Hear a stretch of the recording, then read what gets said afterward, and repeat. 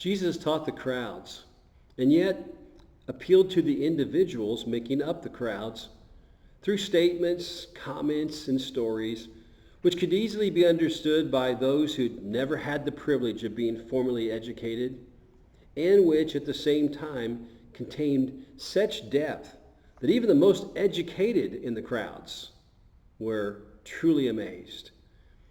Try and picture yourself back in that first century as one among the thousands that had made their way into the wilderness to hear Jesus.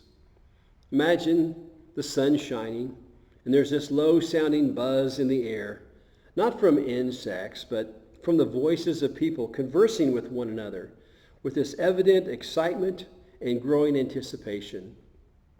You look about you, and you see people from every walk of life, every race, every age, every occupation, every economic position, when suddenly a hush moves across that mass of humanity. In much the same manner, a ripple of water that was started by the tossing of a rock into a small pond with a glass-like surface begins small and it grows until it hits all sides of the pond's banks. The reason for the hush is obvious. Jesus is now standing in the midst of the crowd, and he's waving his hands in such a way as to invite the crowd to stop talking so that he might speak and be heard by them. And then Jesus begins talking. His words, again, are both simple and yet profound.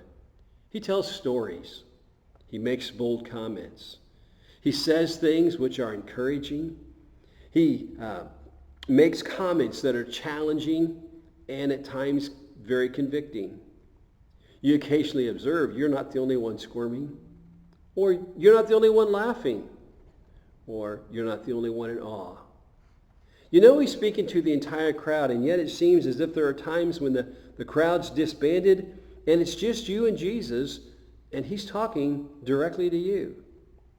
And you realize in the midst of one of those moments when you feel as if no one else is there but you and Jesus, that what you heard others say about him is in fact true.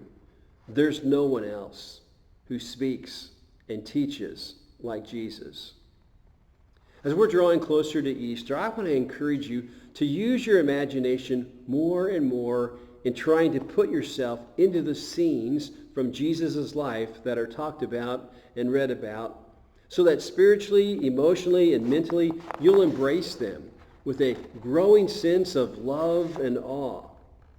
And also so that hopefully in the process of your throwing yourself into this in an imaginative way, you'll find that the buzz of the crowds and the settings in which you find yourself when these things are being discussed or taught will just kind of fade into the background, so that there'll be those times in your heart that you'll sense you're alone with Jesus.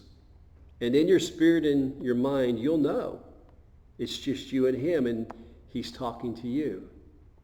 And I pray when those moments come for each of us, with open hearts and minds, we'll be hearing exactly what it is he has to say to each of us.